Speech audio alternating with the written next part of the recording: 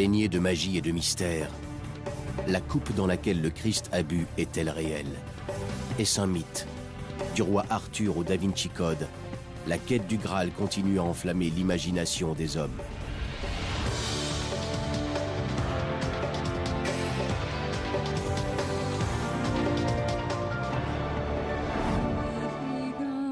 La légende nous entraîne vers l'une des quêtes les plus populaires du Moyen-Âge. Le Saint Graal. Infiniment désiré, éternellement insaisissable, cet objet légendaire a su garder intact jusqu'à aujourd'hui sa part de secret et de mystère. Depuis près de 8 siècles, les conteurs ont enchanté leur public en narrant les exploits de ceux qui se sont lancés dans la quête du Graal. Du roi Arthur et des chevaliers de la table ronde, jusqu'à récemment un célèbre archéologue nommé Indiana Jones. À quoi ressemble le Saint Graal? Est-ce une relique authentique? Un trésor perdu que personne n'a découvert? Ou bien est-ce un mythe né de l'imagination médiévale? Et en quoi cette quête sans fin fascine-t-elle la civilisation occidentale depuis plus de 800 ans? La magie du Saint Graal repose sur quelque chose que l'on ne peut posséder. C'est quelque chose d'inatteignable, quelque chose qui est suspendu, disons, au-delà de l'existence. C'est ce côté inaccessible qui le rend tellement attractif. Ça fait partie de notre folie. Ça fait aussi partie du mystère qui couve en chaque être humain. Nous ne sommes jamais satisfaits. Il y a toujours au plus profond de nous quelque chose qui nous intrigue. Mais sommes-nous en mesure de définir ce qu'est le Saint Graal? Cet objet incarne le plus grand mystère du millénaire. Mais l'ironie, c'est que personne ne sait très bien ce que c'est. On l'a identifié à tout un tas de choses.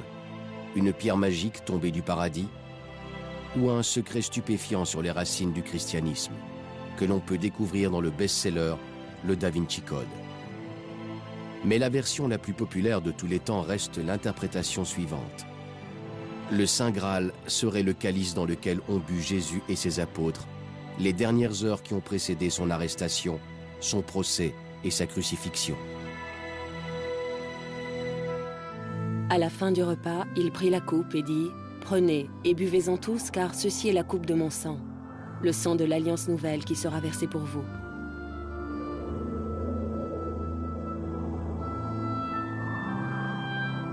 Ce bref passage dans l'évangile de Luc, ainsi que des descriptions similaires dans les évangiles de Marc et de Matthieu, sont les seules mentions de la coupe du Christ dans la Bible. Mais aucune ne se réfère à ce calice comme étant le Saint Graal. Il faudra attendre plus de 1000 ans après la dernière scène pour qu'apparaisse pour la première fois dans un livre le terme Graal. L'auteur est un poète français qui s'appelait Chrétien de Troyes. Un de ses récits épiques portait comme titre Le Conte du Graal. En toute conscience, il savait qu'il écrivait une fiction. Il présentait son récit comme un conte. Mais même si cette histoire est une légende inventée de toutes pièces, elle comporte néanmoins des vérités essentielles. Graal est un terme médiéval de vieux français. Au départ, il n'y avait rien de mystérieux quant à sa signification. Un Graal était un plat assez large qu'on utilisait lors des repas et qui ressemblait à une sorte de saladier que l'on se passait à table pour se nourrir. Voilà ce que ce mot signifiait. Le mot Graal, en soi, n'avait absolument rien de mystérieux à l'époque. Le mot Graal n'avait rien de mystérieux en soi. Mais le récit de Chrétien de Troyes sur la vie de Perceval, un jeune homme naïf enrôlé dans une quête épique, s'achève sur un mystère bouleversant au cœur de quoi on trouve le Saint Graal.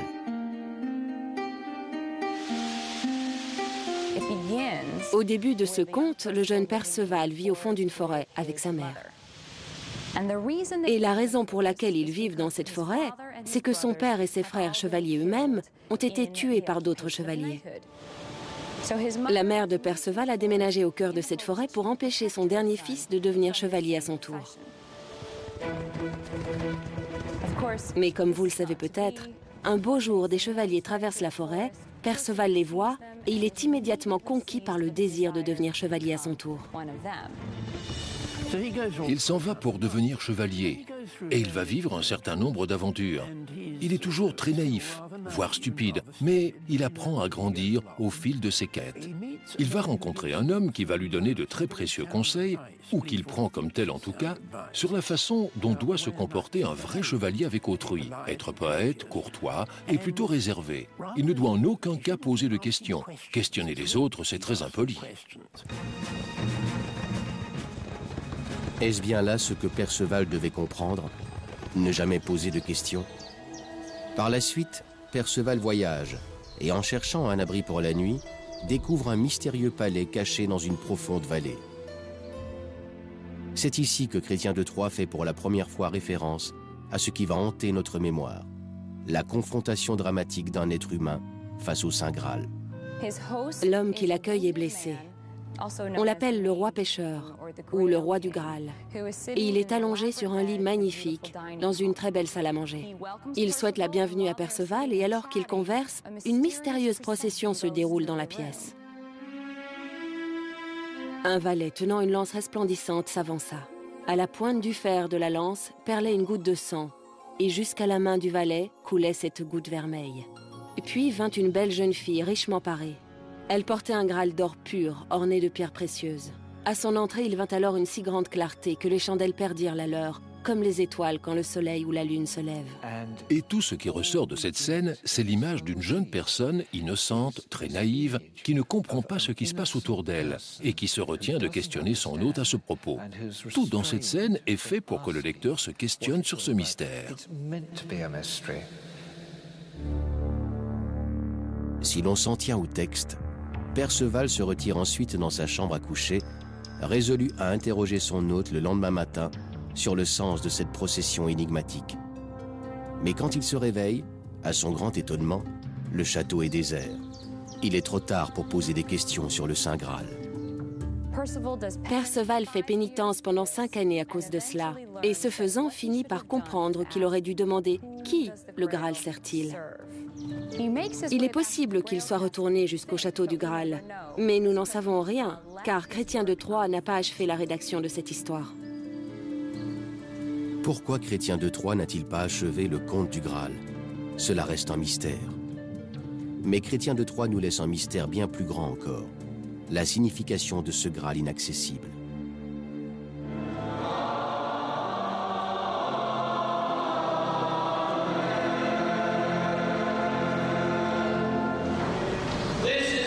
Mangez, ceci est mon corps, qui sera livré pour vous.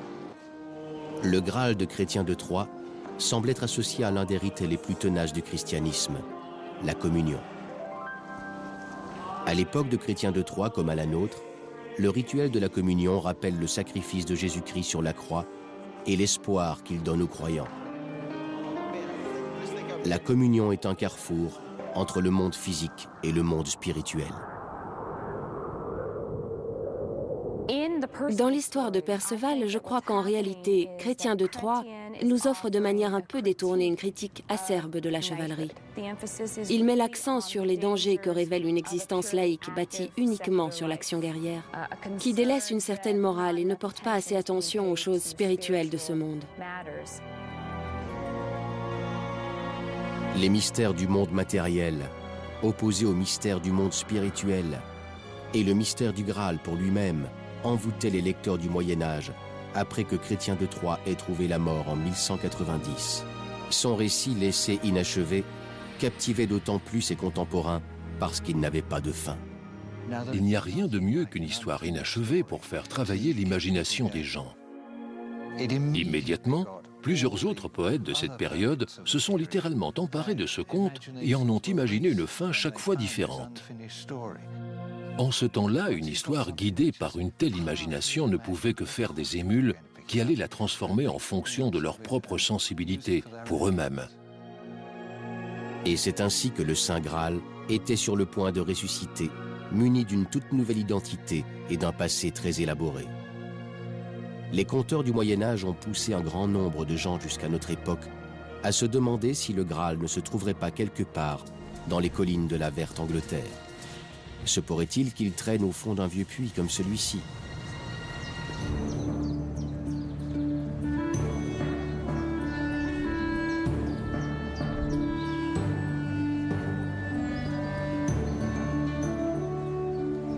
À l'aube du XIIIe siècle, le récit inachevé d'un poète français captivait le monde médiéval comme aucun autre auparavant. Le Conte du Graal de Chrétien de Troyes était une œuvre de fiction.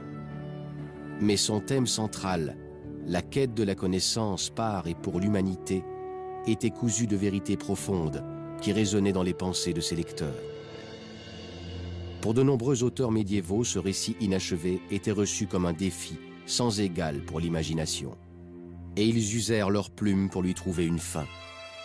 Ces écrivains, connus aujourd'hui comme les continuateurs, ont embelli la version originale avec des interprétations qui redéfinissent le Saint Graal et intensifient sa mystique. On connaît 5 continuateurs en l'espace de 30 ans. Quand on observe la lenteur à laquelle vont les choses à l'époque médiévale, c'est extraordinaire. Ça veut dire que tout le monde semblait être intrigué par cette histoire. Autour de l'année 1200, le Graal est cité dans un prélude au récit original qui trace son origine à l'époque de Jésus-Christ. Ce texte a été écrit par un auteur français, Robert de Boron. Les érudits s'accordent sur le fait que ce texte, comme celui de Chrétien de Troyes, est une fiction.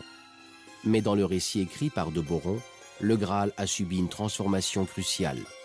Décrit comme un large plat dans la version originale, le Graal devient avec de Boron un nouvel objet sacré, le calice de Jésus-Christ. De Boron nous présente un récit dont le personnage principal est incarné par Joseph d'Arimathie. C'est à cet aristocrate que, selon le Nouveau Testament, le corps de Jésus-Christ fut confié après son exécution. Quand il enlève le corps de Jésus de la croix, il utilise ce plat pour recueillir le sang du Christ, afin de le conserver et d'en faire une précieuse relique. Et il fut également jeté en prison pour être un chrétien, l'un des suivants du Christ. Et le Christ le visita en prison et le libéra. Et il lui dit ce qu'il devait faire du Graal en sa possession, réunir rapidement quelques fidèles, des gens de confiance, et partir par la mer, loin vers l'ouest. De Boron décrit précisément comment Joseph d'Arimathie accomplit sa mission en voyageant de la Terre Sainte jusqu'à une lointaine et mystérieuse destination, la vallée d'Avalon. Où se trouve-t-elle ? De Boron ne l'a pas spécifié. Mais près d'un siècle après qu'il ait écrit son récit, une tradition veut que cette vallée se trouve nulle part ailleurs qu'ici, sur la côte sud-ouest de l'Angleterre, près du village de Glastonbury.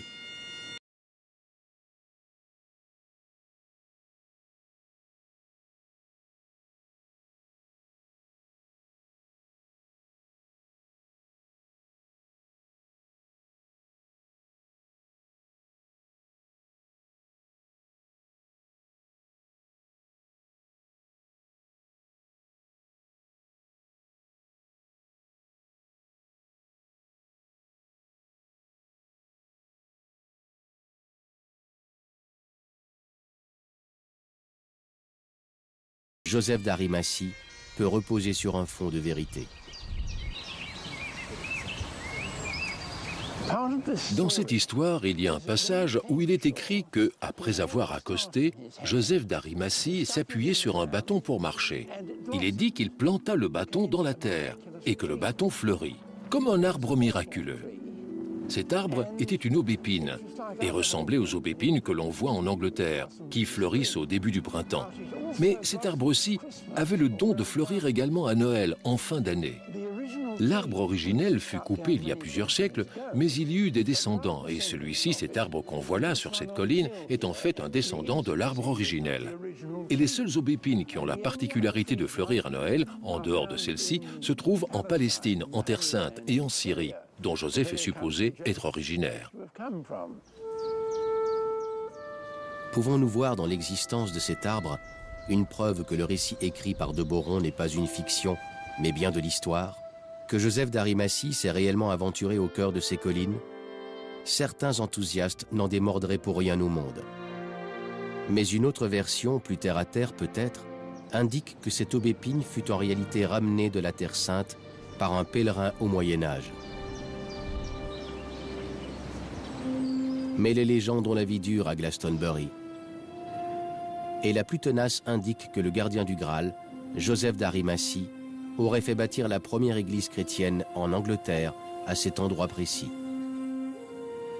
La chapelle de la Vierge, en hommage à Marie, a été bâtie en 1189.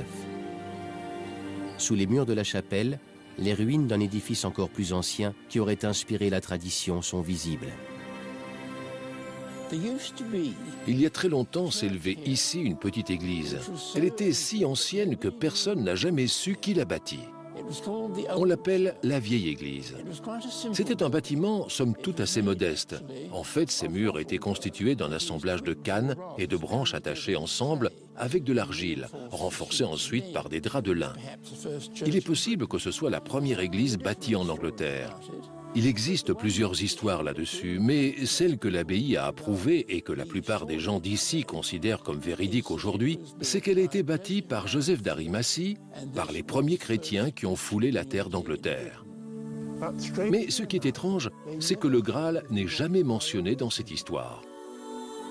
Si le Graal était en leur possession, ils n'en ont jamais parlé à quiconque. Il est possible que Joseph lui-même ait été tenu au secret, car il avait fait de Glastonbury l'une des premières places du monde acquises au christianisme, presque avant Rome même. Et d'un point de vue politique, c'était intelligent. Il devait être très prudent avec le Graal.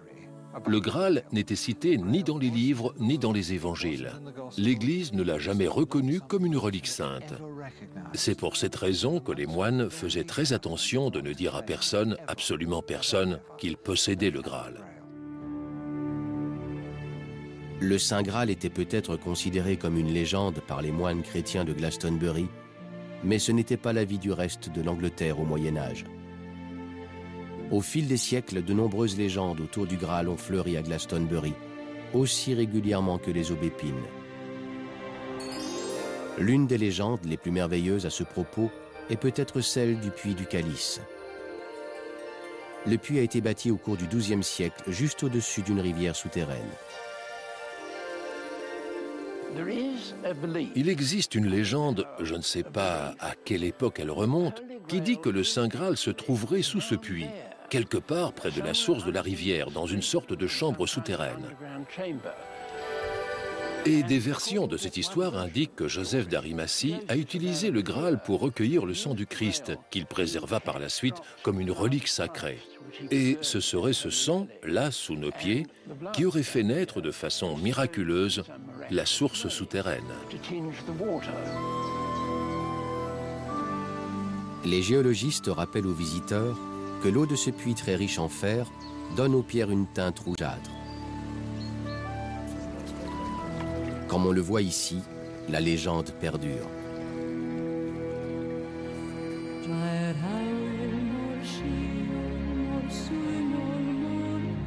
Loin de Glastonbury, le Saint Graal va inspirer une autre légende dans une célèbre forteresse en France. Serait-il possible qu'une secte de chrétiens rebelles ait défendu le Graal derrière ces murailles imposantes? Est-ce qu'une bataille épique jusqu'à la mort s'est engagée ici, avec pour le vainqueur le droit de s'emparer de la relique chrétienne la plus recherchée de tous les temps?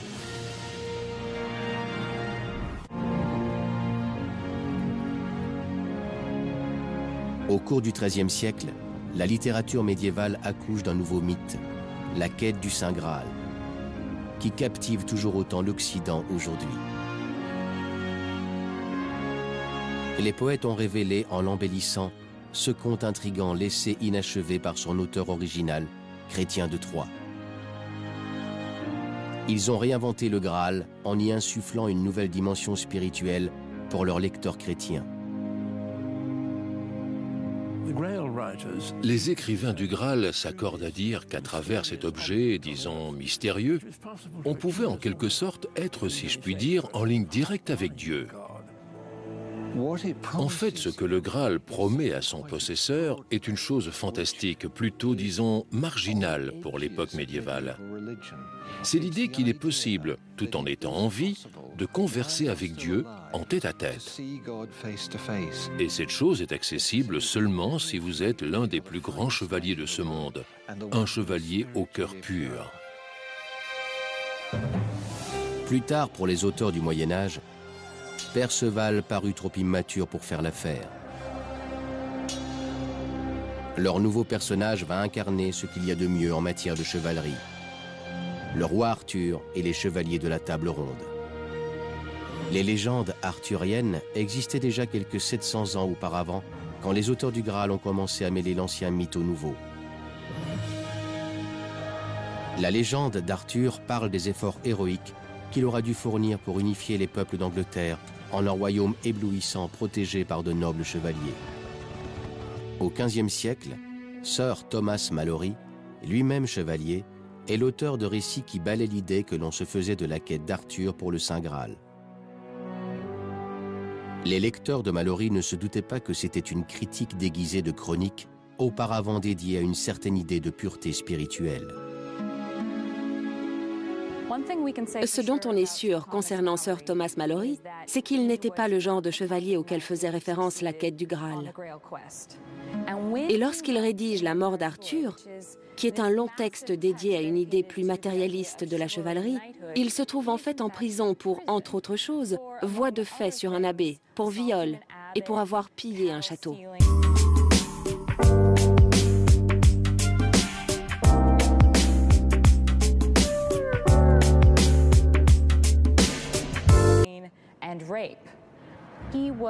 Il était peut-être préoccupé par son état spirituel, tout comme par l'état de l'Angleterre à cette époque. L'époque dans laquelle il vit n'est pas propice à une chevalerie qui se conduit avec noblesse et dignité. Ses valeurs sont passées par la fenêtre.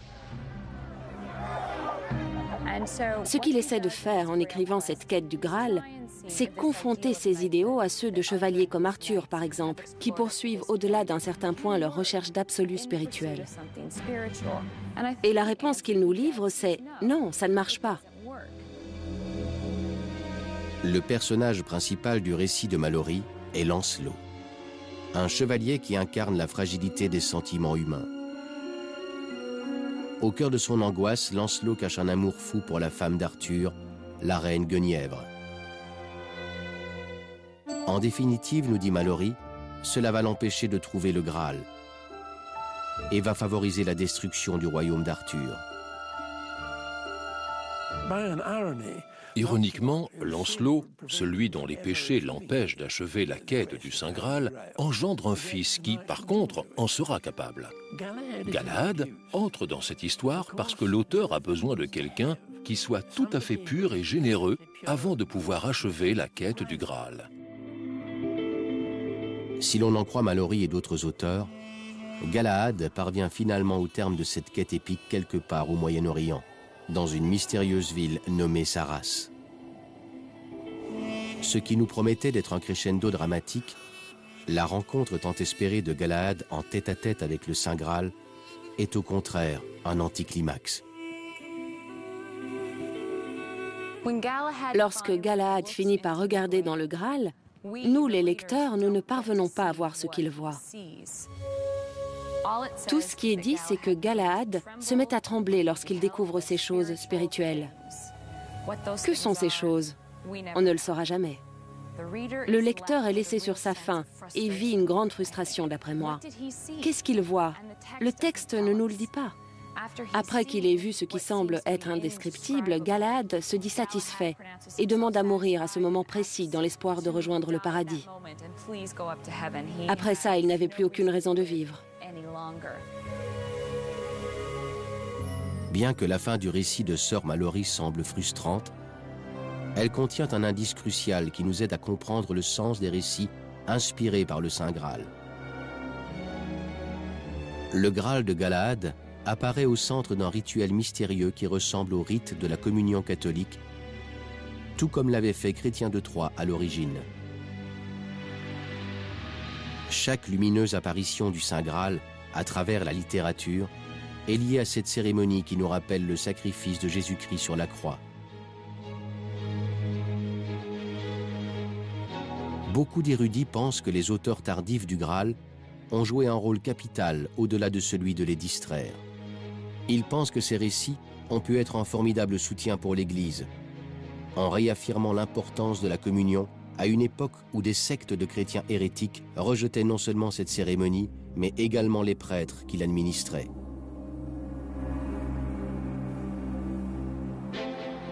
En France, les cathares faisaient partie d'une des sectes les plus véhémentes à l'égard de l'Église. Le cœur de leur foi se trouvait ici, dans la forteresse de Montségur, qui domine les Pyrénées. Presque 300 ans avant qu'un moine allemand nommé Martin Luther se fasse l'écho d'un même rejet de l'intercession des prêtres en prêchant la réforme protestante, les cathares sont le fer de lance de la protestation contre l'Église établie.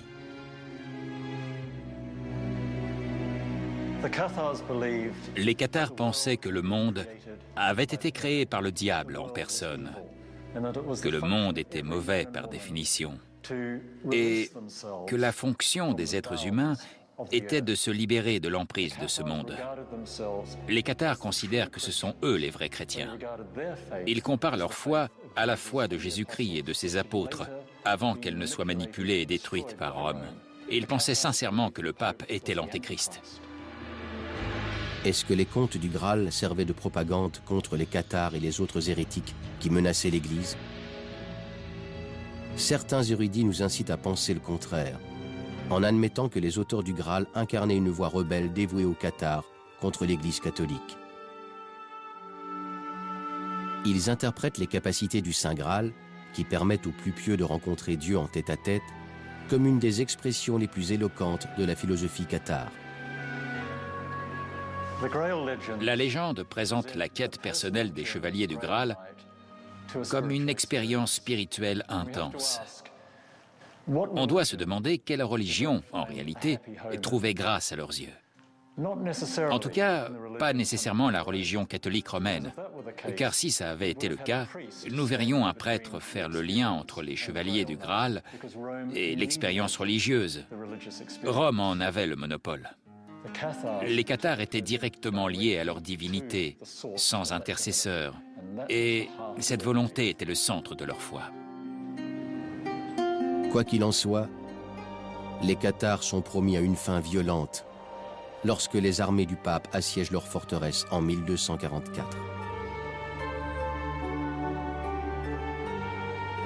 Mais certains ont ajouté une part d'intrigue à ces événements historiques, et le regard qu'ils jettent sur les cathares, en se fondant sur la tapisserie du Graal, éclaire d'un angle nouveau notre pensée.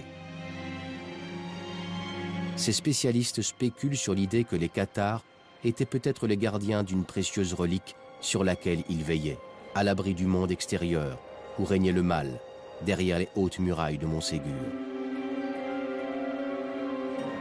Les armées catholiques parviennent d'abord à tailler une brèche dans le mur, ici à l'est. Puis ils arrivent à s'emparer de la dernière redoute. Les cathares savent alors que tout est perdu, qu'ils ne peuvent plus rien faire, si ce n'est capituler. Mais ils savent également qu'ils vont être brûlés vifs à cause de leur foi.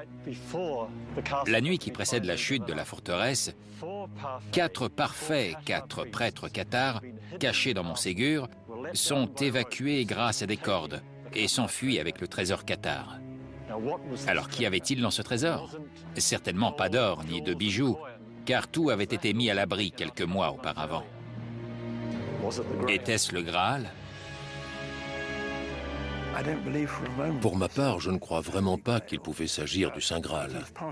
Mais il est possible qu'ils aient eu leur propre livre sacré, leur propre relique, que sais-je. Et en même temps, les cathares rejetaient toutes ces choses matérielles. C'est l'une des raisons qui les ont poussés à s'éloigner de l'Église catholique qu'ils trouvaient trop matérialiste. Il n'y a pas de lien direct en réalité entre les cathares et le Graal. Ils auraient été horrifiés de voir leur culte associé au Graal. Une nouvelle théorie radicale concernant le Saint Graal est apparue très récemment, presque 2000 ans après que le Christ soit mort sur la croix. Est-ce que cette célèbre œuvre d'art contient un indice nous permettant de comprendre que le Graal est en réalité un secret vieux de plusieurs siècles, directement lié à la vie privée de Jésus? Jusqu'au XXe siècle, le Saint Graal était interprété dans le sens des auteurs du Moyen-Âge, révérencieux, qui les premiers ont mis par écrit la légende. Mais en 1975, une troupe d'humoristes anglais tourne la légende en dérision. Le Sacré Graal des Monty Python a été produit avec un petit budget, mais son humour fin et irrévérencieux en font vite un classique peu après sa sortie.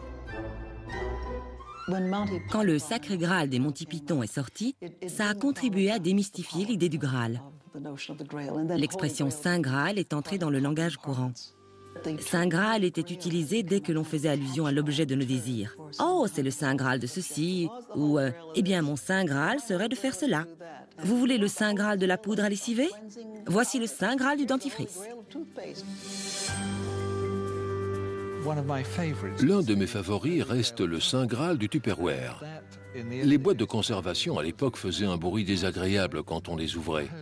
Le Saint Graal des Tupperware, quant à lui, ne faisait pas le moindre bruit à l'ouverture. Un quart de siècle après Monty Python, le Saint Graal est associé à une nouvelle idée, lorsqu'un livre de fiction, un thriller, fait un tabac sur la scène internationale. Le Da Vinci Code.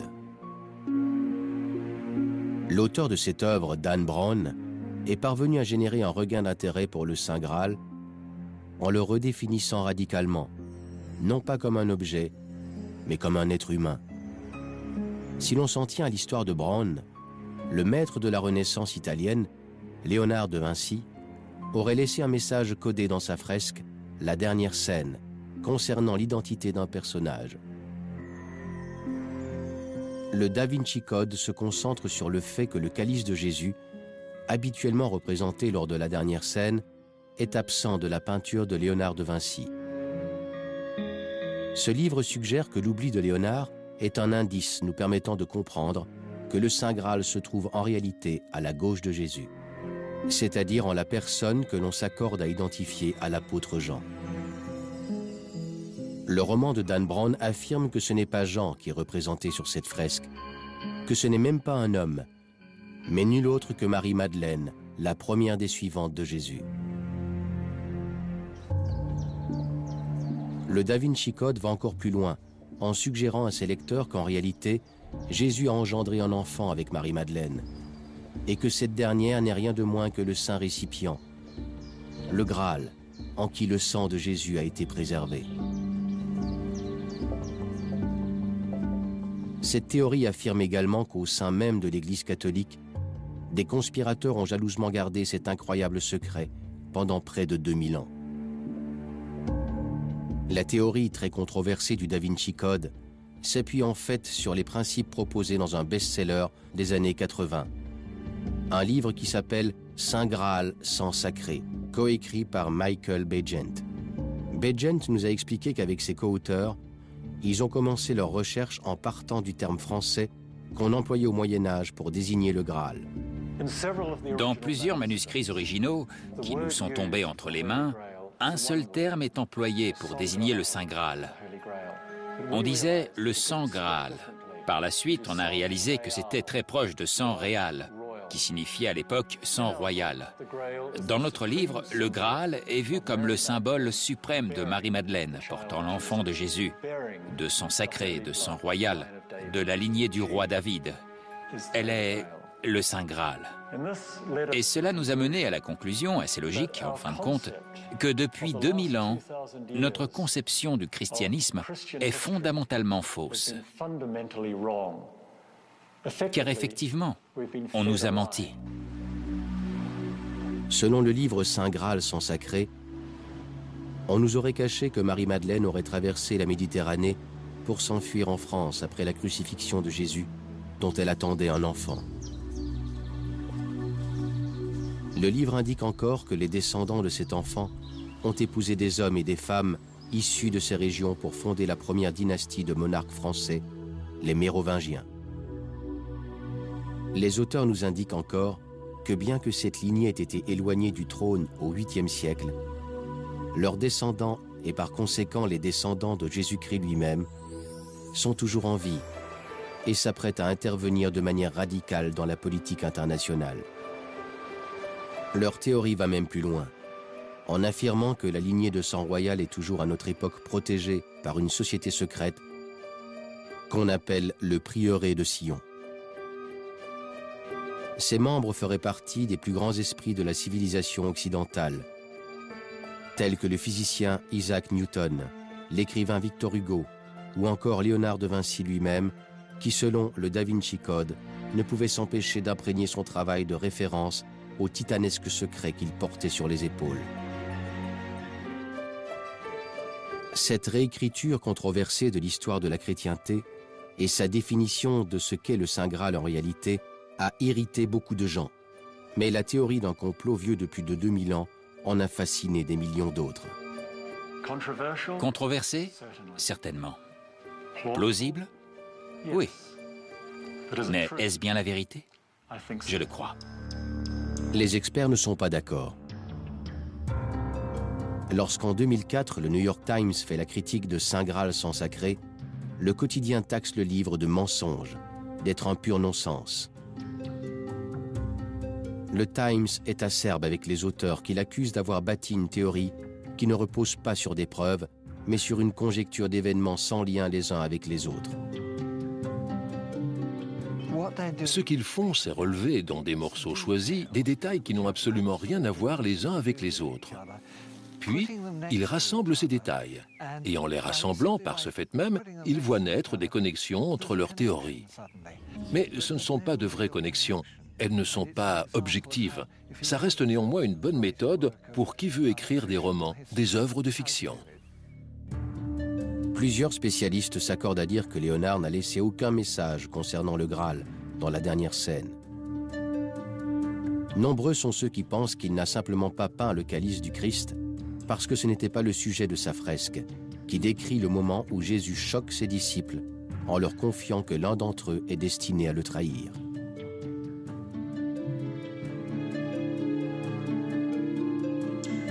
En ce sens, le chef-d'œuvre de Léonard ne se distingue pas des peintures de la dernière scène que d'autres peintres renaissants avaient peint avant lui. Le calice n'apparaît dans absolument aucune représentation majeure de la dernière scène connue chez les peintres de la Renaissance italienne. On n'en voit jamais. Au contraire, cette œuvre se rattache sévèrement à la tradition. Léonard suivait cette tradition. C'est pour cette raison qu'on ne peut pas tirer de grandes conclusions du fait qu'il n'y a pas de calice près du Christ dans la dernière scène de Léonard de Vinci. Mais qu'en est-il du personnage qui se trouve à la gauche de Jésus-Christ dans la fresque de Léonard de Vinci? Est-ce l'apôtre Jean ou Marie-Madeleine, dite également le Saint Graal?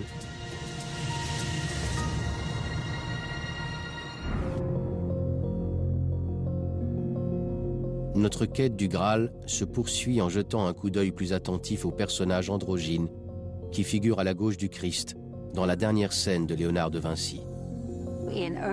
Dans les représentations qui précèdent celles de Léonard, on voit souvent Saint Jean qui a l'air d'un adolescent.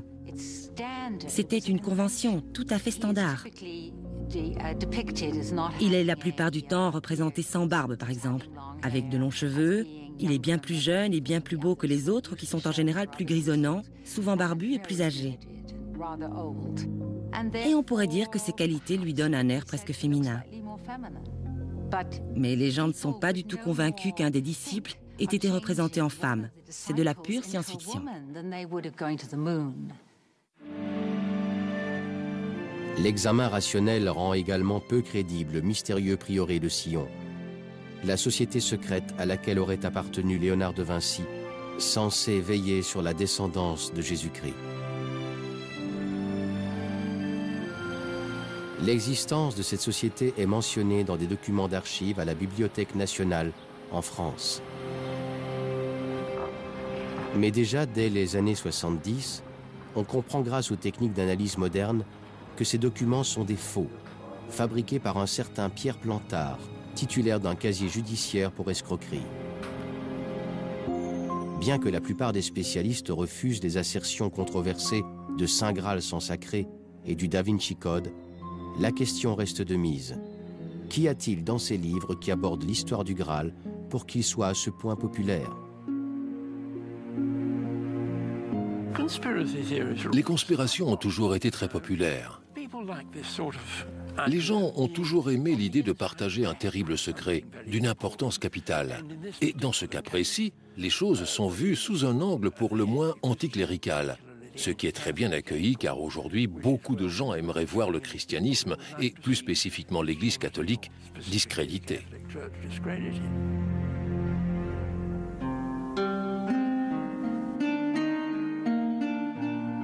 8 siècles se sont écoulés depuis que la quête du Graal enflamma pour la première fois l'imagination des hommes. Nous ne prononçons plus son nom avec une révérence silencieuse, comme le faisaient nos ancêtres, mais le mystère du Graal demeure. Pourquoi, après 800 ans, sommes-nous toujours obnubilés par la quête du Saint Graal? Qu'est-ce que notre fascination pour le Graal nous révèle sur nous-mêmes?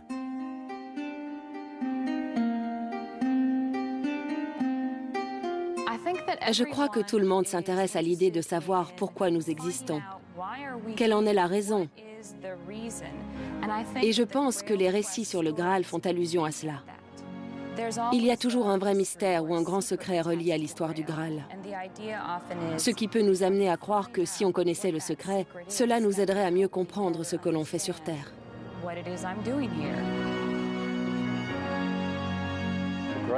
La quête du Graal est tout aussi importante pour nous qu'elle ne l'était pour nos ancêtres. C'est une quête pour la vérité. C'est magnifique. C'est une quête symbolique. Et il est normal qu'elle résonne encore 1000 ans après. Parce que nous aussi, nous sommes perdus et nous cherchons notre place dans l'univers. L'univers n'est-il qu'une structure mécanique créée il y a des milliards d'années et qui verra sa fin dans quelques milliards d'années, auquel cas, nous ne sommes rien? Ou sommes-nous quelque chose d'important? Faisons-nous partie intégrante d'un univers d'inspiration divine?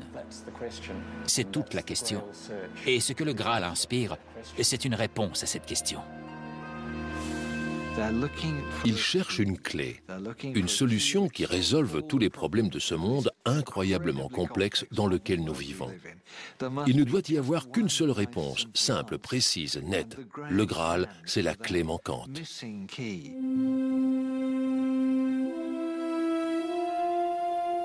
Le Graal et la quête du Graal ne concernent pas tant l'idée de retrouver un objet physique en particulier, mais plutôt de se retrouver soi, de savoir qui on est, apprendre à connaître ses limites, à connaître ses défauts, apprendre à s'améliorer. C'est le processus et non son résultat qui donne sa complexité au Graal et au récit qu'il continue d'inspirer. Travailler sur soi, vouloir s'améliorer, ce sont, je pense, les quêtes les plus difficiles qui soient. Et je crois que les textes d'écrivains tels que Chrétien de Troyes ou Sœur Mallory mettent l'accent sur la nécessité de faire au moins l'effort d'essayer. Je crois que la quête du Graal, ce n'est pas tant chercher à s'améliorer à tout prix, mais plutôt apprendre à se transformer. Car ce qui est en nous aspire toujours à être libéré. Nous savons que nous sommes en quelque sorte nos propres fœtus. Ça me paraît être quelque chose qui est gravé en nous. Nous avons une destinée, de grands objectifs, et nous devons nous motiver. Ainsi, le Graal incarne un talisman symbolique. Il est la tentation nécessaire pour dévoiler à nous-mêmes ce qu'est notre plus belle destinée.